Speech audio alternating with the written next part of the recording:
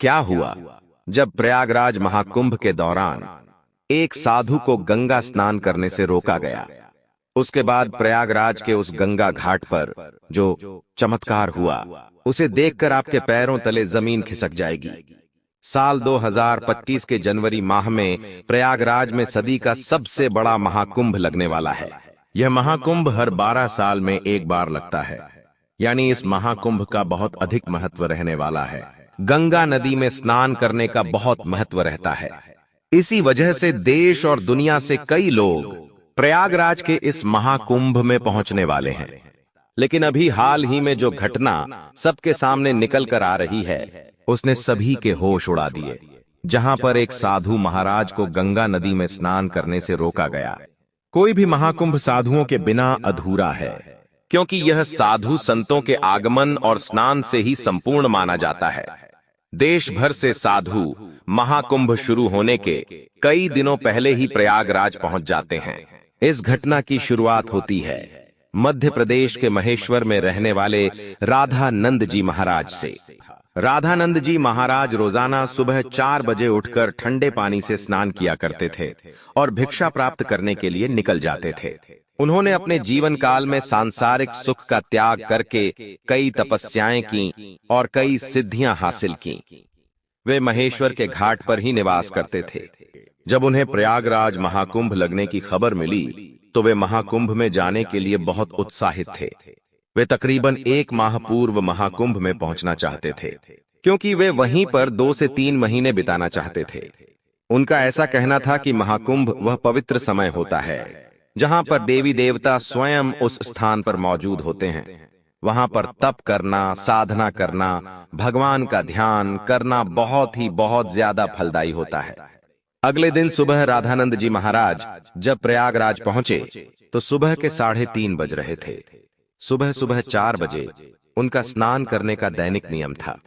उन्होंने सोचा, क्यों न आज गंगा नदी का पवित्र स्नान किया जाए, और वे प्रयागराज के गंगा घाट पर पहुंच गए। उस स्थान पर गंगा नदी की सफाई का कार्य चल रहा था। राधानंद जी महाराज को यह देखकर बहुत खुशी हुई। जब उन्होंने अपने कपड़े उतारे और गंगा नदी में स्नान करने के लिए आगे बढ़े तो वहां पर खड़े कुछ नगर निगम के अधिकारियों ने उन्हें रोक दिया।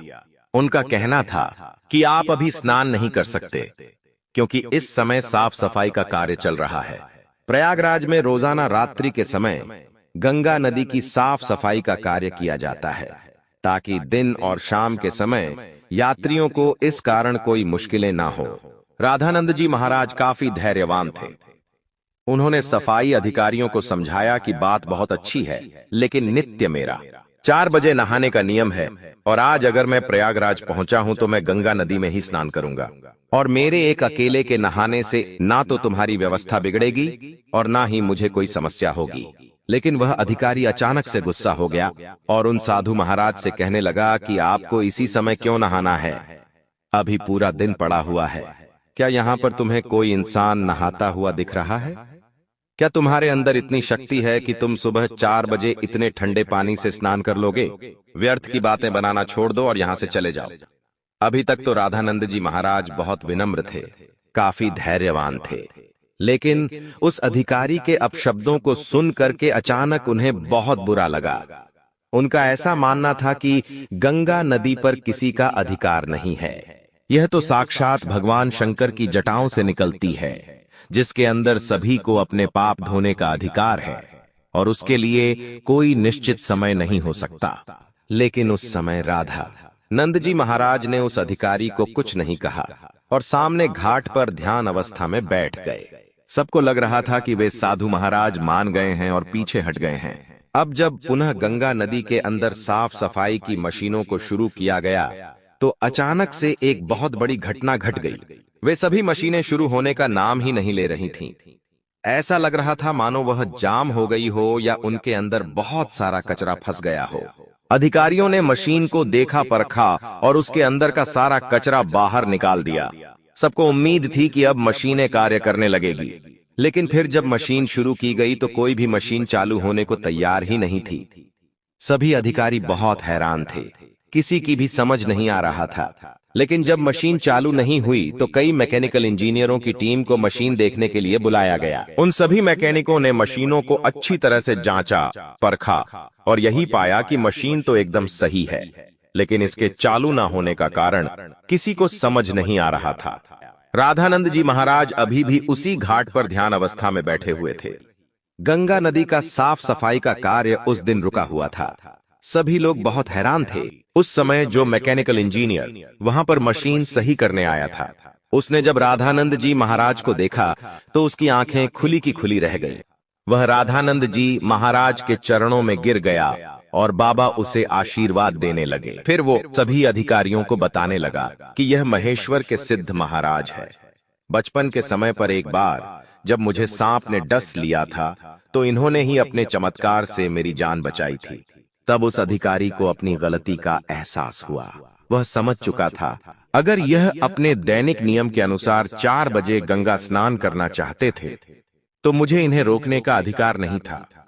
मैंने जो इनका अपमान किया, इन्हें भला बुरा कहा और गंगा नदी में स्नान करने से रोक दिया, उसी का परिणाम मशीनों की खराबी के रूप में हम भुगत रहे हैं। अब ये ही हमारी समस्या का समाधान कर सकते हैं। हमें इनसे माफी मांगनी पड़ेगी।